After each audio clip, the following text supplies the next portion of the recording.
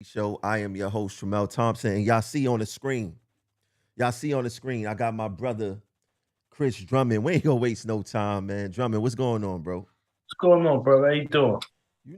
Just doing what we do, fighting the fight, and observing all these things that's going on in RTO. It's a lot of not doing of nothing, a lot of selfie taking, a lot of unnecessary name calling, from these tough guys around here. But none of the members' business is being handled, man. And I see you have been very active on social media, and you was addressing certain things within the department with the VP Canela Gomez. I want you to touch on some of the things that's inspiring you to be more on social media today. Well, what's inspiring me is that I don't see this new. There's new. What's new about RTO? Just because you say it's new, that don't mean it's new. It's the new RTO with the same problem. I could attach new to anything, but that don't make it new or innovative or different. But what really bothered me, there's a young brother, I won't say his name, that was spurred me that to make the video, addressing it with Canella and his behaviors, that this is a good young brother. All he wants to do is go up front and, move forward with his career. He's conductor. And this guy's basically threatening him, send him a text basically saying a DM. Now I don't know the nuances of being in somebody's DM. The disrespect that how people feel about people going to them DMs. I don't know how that works, but he basically said you got problems with me, and he's basically threatening the young man. And the thing is, the young man ain't no punk. He's a quiet dude. He's a great dude, great man, great presence in the crew room is on. We need more people like him, but he type that just try to brighten up everybody. They're a ball of energy. And this guy's basically threatened him because he was very upset about how he felt he was being treated by the union. He didn't think they was working hard enough on his behalf, and that's his right. We pay $811 a year. I might be off a few dollars, union dues. So we have a right to complain, critique. We have expectations of our union, and here's our VP, the vice president, the highest office that you can hold in RTO, as an elected union official. And instead of setting an example and ask the brother, yo, what happened? Let's see what's going on. What can I do to help? His impulse is to threaten the brother. Now And let me ask you a question. See, a lot of people don't know. We have a lot of new viewers, and they don't know that you were the vice chair for Conductors Towers last election. What's the difference in administrations between what you worked through and what's going on now? What are you observing? I think you mean Legal's administration and Canella's the difference. Yeah, what's the difference? I think one in at 130 and with comp and those things, I think Melendez was superb at what he did. I think you had just the level of expertise that you had fighters there. So, I was there, of course. Always thought I was the best rep. It's always gonna think I'm the best rep RTO ever had.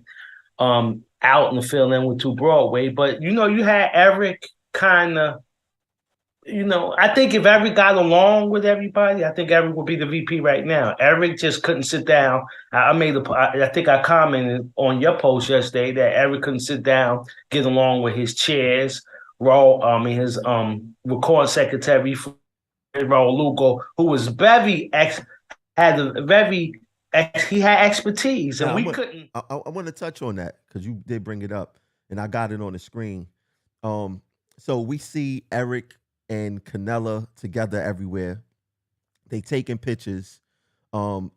It's without, in my opinion, Eric is not being sincere. I feel that he's waiting in the wing, waiting for Canella to slip up so he could think he go swoop in. But if it bothers you so much that two guys who used to be rivals but managed to put their differences aside, pose for a picture together, maybe you're focused on the wrong things.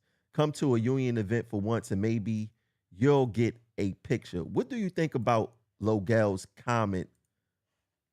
Disingenuous. So that's the case. Why don't they? Haven't they? made some overtures to Kia Pua.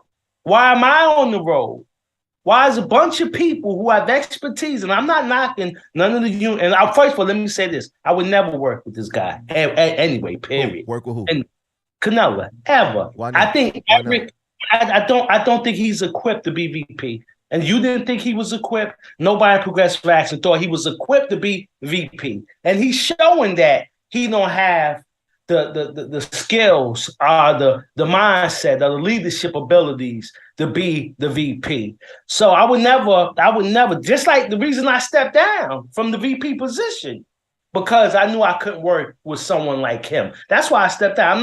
I didn't care about the money, none of that. I care about my principles and things getting done for the membership. And I didn't want to go through with Canella that Eric went through with Zach and Raul, and wasn't their fault. He just didn't have Eric didn't have that the communicative skills or the patience, anything you want, whatever you want to call it, to deal with. Well, I want to ask you about that because we got to clear that up. That's something that you and I have to clear up.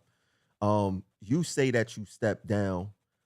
You can't step down from something that I wanted you to run for. So explain to the members because I think that's confusing language. You didn't step down. You decided to run somewhere else. That's the truth. Well, no, that wasn't that. Now we actually gonna have this out in real time, me and you. That wasn't the case. I didn't decide to go with Evangeline to after the fact, brother. I knew when we decided that when they concocted that situation with you with the dudes with you and Evangeline, and you couldn't run. And I always said, if it was settled, I said that out in the field when I was campaigning, I would step down and let you run. I always thought you was the best man for the job. I thought that then, I think that now. So when I got some of these, I knew after a while with Canella, I just knew that I couldn't work with him. I just knew that But he was what about him that you could not work with? he won. He he thinks he's smarter than anybody else, and I don't think he's smarter than anybody. I agree. I like to be the dumbest person in the room. I never felt that way with him. He just thinks he just thought he knew everything and he thought he was slicker than everybody. And I didn't have the patience to even as I knew I wouldn't have that patience as VP and him as train operator chair. The kind of have I didn't think we could forge a relationship moving forward. We did have some times that me and him did work together successfully, but I knew, being my age and my life experience, that I couldn't work with him. At that point, I called. Well, I wasn't. I mean, you wasn't communicating at that point. But at that point, I let them know that I would no longer be running for vice president under progressive change. At that point, and I didn't like another thing. I just never liked progressive change. I actually thought that they was co-opting off progressive action. That always bothered me. I think I told you that. Yeah. That always bothered me that they took progressive and tried to leverage progressive change as if it was progressive action. And that bothered me too. Well, And that's we don't want to throw too much dirt on that name because we gonna still use that name. oh, You know? okay. So no, I hear you, but But the point is, at that point, I just know with my life experience, I'm not working. Just like when Eric was trying to get me to run with Stand United as conductor chair. I knew that on principle, I didn't have anything against really like the way the membership, everybody, but I just on principle, I came in with progressive action and I was going to leave on progressive action. The way I started is the way I want to end.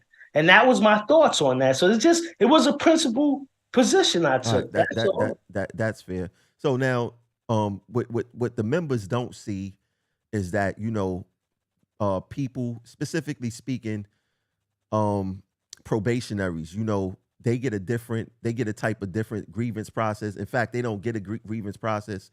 When they make mistakes, they go straight down to 130 Livingston. And these people are getting fired left and right. Now, when you look at Canella's social media, and I'm gonna put some pictures on the screen. You're not gonna be able to see it, but I'm gonna throw some pictures on the screen. We see him partying. We see him with Richie Davis. We see him with Tony Utano.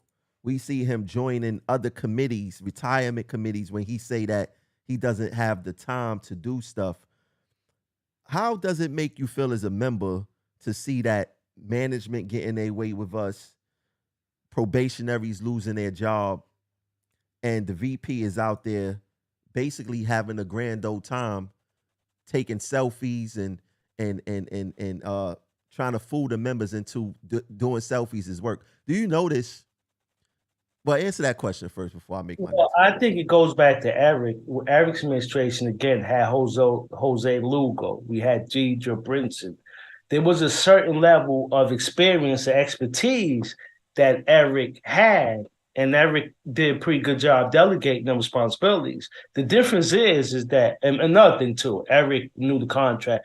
It was night and day between what Canella knew, no, I believe he knows, and what Eric knew. And I don't think I don't think that there's I don't. every I'm going to stop you right there because I don't want to confuse the members.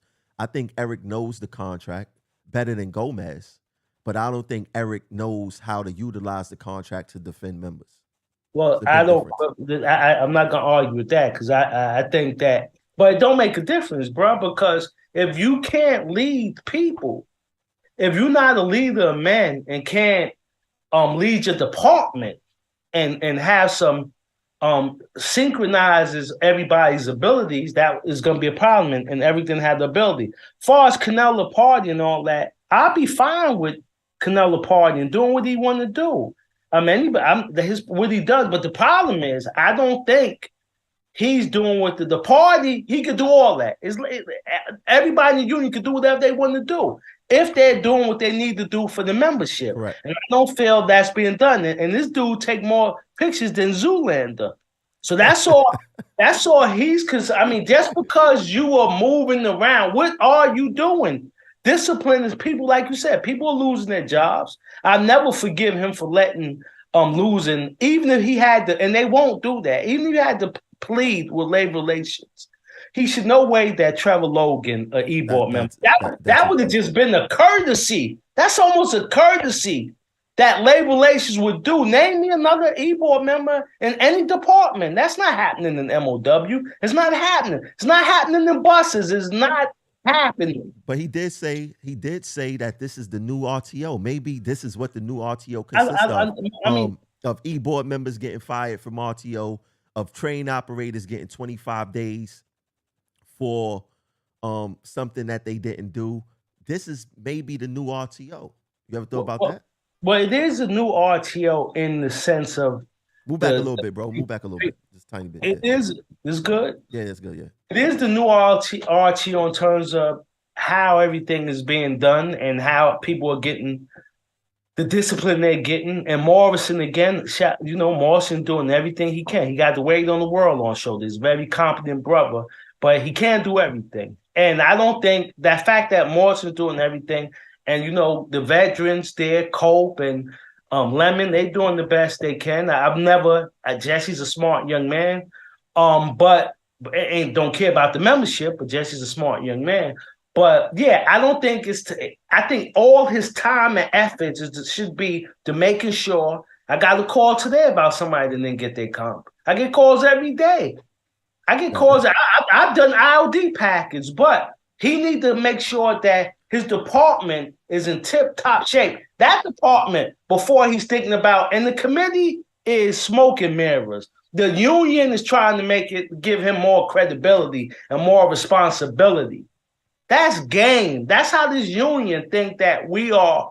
Like I said, I don't know if they think we dumb, but they think they're smart. Only two entities here spend all their time that we know of thinking about how to move work the membership, strategize around the membership. That's management and that's the union. Well, these photo ops and these terms, the new RTO, that means nothing. Nothing. Well, look, we see the photo ops. We see when the last time you've been in this tower. Where the last time you've been this. If you notice, you don't see him taking no pictures at 2 Broadway talking about he saved a member job.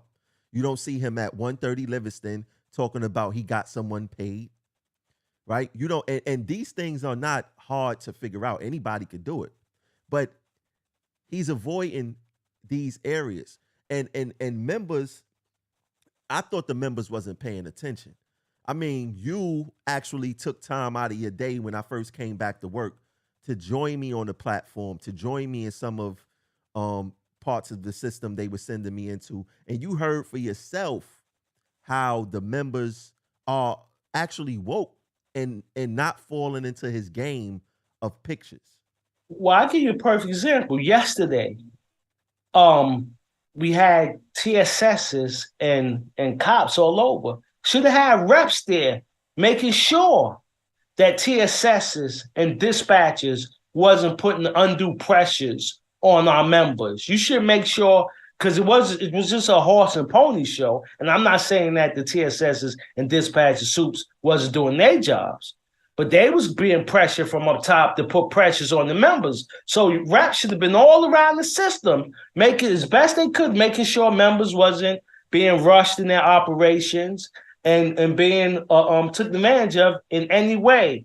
Because all it was yesterday was our governor, Hochul, who's down the polls, who decided, okay, we need police. Let's have a show of force with the police, and I'm fighting crime and give this illusion. That's why. If the union, that's why we shouldn't pay Cope. Because if the union did what they were supposed to do, Cope, Hochul, and Adams would have did this after the 36th Street shooting. That's a fact. You don't wait till the governor is in political peril and then she's putting cops all over the world for a grand photo op. We tough on crime. I care about the safety of New Yorkers and transit workers. That was that. I felt insulted by that when they could have did that months ago. But all that showed me is that the union does not apply political pressure, and they don't deserve our COPE money. COPE is a joke. But let me ask you a question since you brought up, the governor. So we have been through this Stand United administration, been in power for at least 10 plus years. And they went through this, their second governor.